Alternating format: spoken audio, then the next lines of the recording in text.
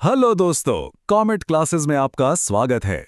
कभी सोचा है कि भारत जैसा विशाल देश जहां 1 अरब से भी ज्यादा लोग रहते हैं, हर दिन हर किसी का पेट कैसे भरता है?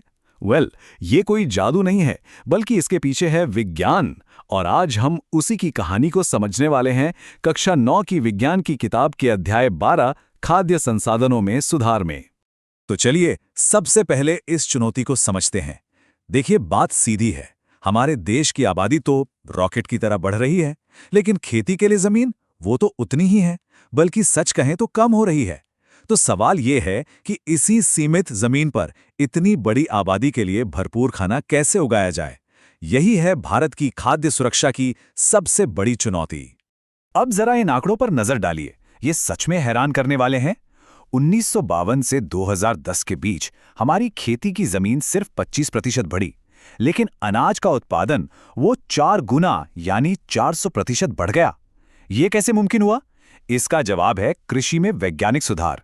और आज हम इन्हीं सुधारों की गहराई में जाने वाले हैं। तो देखिए, फसल उत्पादन बढ़ाने के इस पूरे मिशन को हम 3 आसान स्टेप्स में बांट सकते हैं। पहला, सही बीज चुनना यानी फसल की किस्म में सुधार करना। दूसरा, फसल को अच्छे से पालना पोसना यानी फसल उत्पादन का प्रबंधन। और तीसरा, तैयार फसल को दुश्मनों से बचाना, मतलब फसल सुरक्षा प्रबंधन। चलिए एक एक करके इन तीनों को समझते हैं। कहते हैं ना, जैसी नींव वैसी इमारत। बिल्कुल वैसे ही, जैसी बीज वैसी फसल। अगर शुरुआत ही सही नहीं होगी तो आप कितनी भी मेहनत कर लो, नतीजा अच्छा नहीं मिलेगा। इसीलिए वैज्ञानिकों का पहला फोकस हमेशा बेहतर बीज तैयार करने पर होता है। और ये बेहतर बीज बनता कैसे है? इसकी एक बहुत ही कमाल की टेक्निक है, संकरण यानी हाइब्रिडाइजेशन। सोचिए, एक पौधा है जो बहुत ज्यादा फसल देता है और दूसरा पौधा बीमारियों से लड़ने का चैंपियन है। संकरण में हम इन दोनों के गुणों को मिलाकर एक सुपर पौधा तैयार कर सकते हैं। है ना कमाल की बात?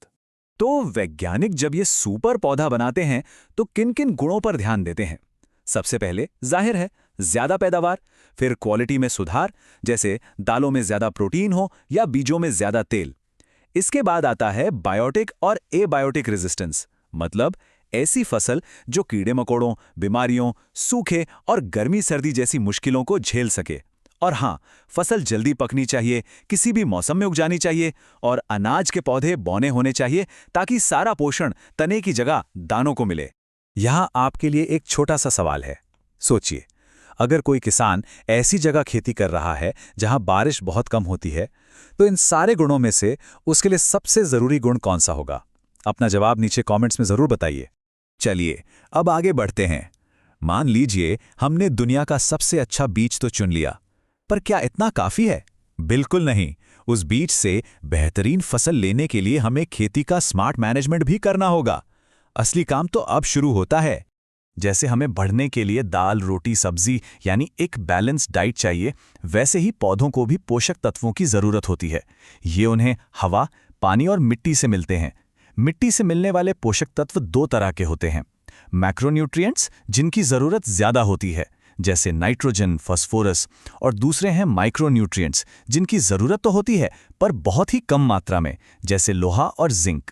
अब अगर मिट्टी में इन पोषक तत्वों की कमी हो जाए तो उसे पूरा करने के 2 तरीके हैं, खाद और उर्वरक। खाद, जैसे गोबर की खाद, एकदम नेचुरल होती है। ये मिट्टी की सेहत को धीरे धीरे लंबे समय के लिए सुधारती है। वहीं दूसरी तरफ है उर्वरक यानी फर्टिलाइजर्स, जो फैक्ट्री में बनते हैं। ये पौधों को इंस्टेंट एनर्जी तो देते हैं, लेकिन इनके ज्यादा इस्तेमाल से मिट्टी बंजर हो सकती है और पानी में भी प्रदूषण फैलता है। अब आते हैं एक बहुत ही जरूरी टॉपिक पर, जिससे एग्जाम्स में सवाल अक्सर पूछा जाता है।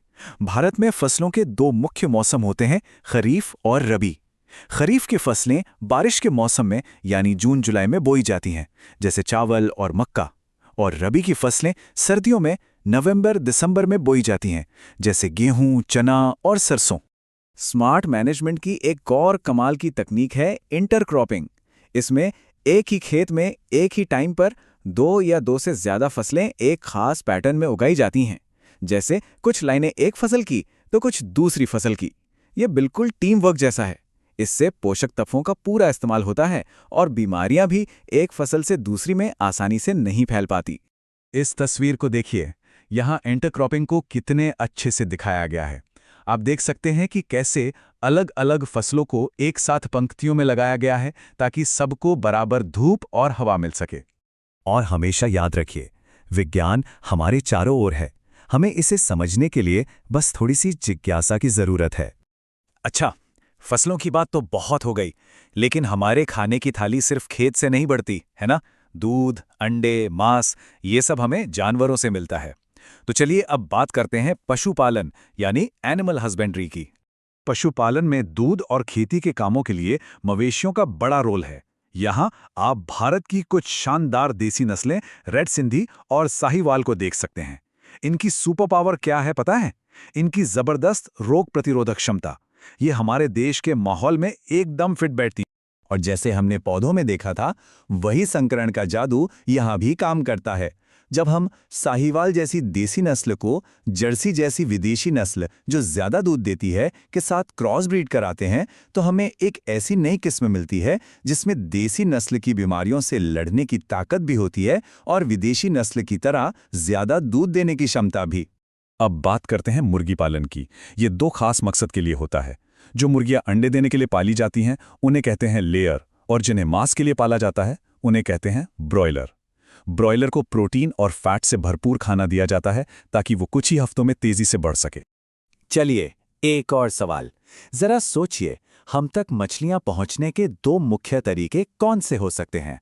हिंट देता हूं, एक तो समंदर और नदियां, और दूसरा क्या हो सकता है? बिल्कुल सही सोचा। मछली उत्पादन के दो तरीके हैं। पहला है कैप्चर फिशिंग यानी कुदरती स्रोतों से मछली पकड़ना, और दूसरा है कल्चर फिशिंग यानी एक्वाकल्चर, जिसमें मछलियों को तालाबों में पाला जाता है, बिल्कुल एक फार्म की तरह। जब यही काम समंदर के पानी में होता है तो उसे मैरीकल्चर कहते हैं। और एक और स्मार्ट तकनीक है कॉम्पोजिट फिश कल्चर, जिसमें एक ही तालाब में 5-6 तरह की मछलियां एक साथ पाली जाती हैं, जो तालाब के अलग अलग हिस्सों का खाना खाती हैं। कोई वेस्टेज नहीं। तो हमने देखा कि खाना उत्पादन बढ़ाने के कितने सारे वैज्ञानिक तरीके हैं, लेकिन एक बात का ध्यान रखना बहुत जरूरी है। हम आज के लिए इतना उत्पादन ना कर दें कि आने वाली पीढ़ियों के लिए जमीन और पानी ही ना बचे। और यहीं पर कॉन्सेप्ट आता है सतत कृषि यानी सस्टेनेबल एग्रीकल्चर का, जो भविष्य का रास्ता है। चलिए फटाफट से एक क्विक रीकैप करते हैं कि हमने आज क्या क्या सीखा। हमने भारत की खाद्य चुनौती को समझा, फिर फसल की किस्म सुधारने के लिए संकरण को जाना, इसके बाद फसल उत्पादन प्रबंधन में पोषक तत्व और इंटरक्रॉपिंग जैसी तकनीकों को देखा, फिर हमने पशुपालन में मवेशी, मुर्गी और मछली पालन को समझा, और सबसे जरूरी बात हमने सीखा कि ये सब कुछ सस्टेनेबल तरीके से करना क्यों जरूरी है। अब जाते जाते आपके लिए आज का आखिरी सवाल। अगर आपको अपना एक फार्म शुरू करने का मौका मिले तो इस चैप्टर में सीखी गई कौन सी एक तकनीक पर आप सबसे पहले फोकस करेंगे और क्यों?